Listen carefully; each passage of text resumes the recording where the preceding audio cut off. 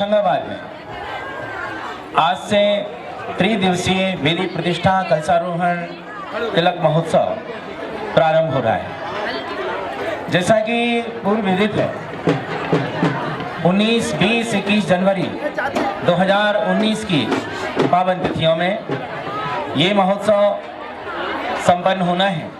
तदनुसार आज प्रारंभिक दिवस है।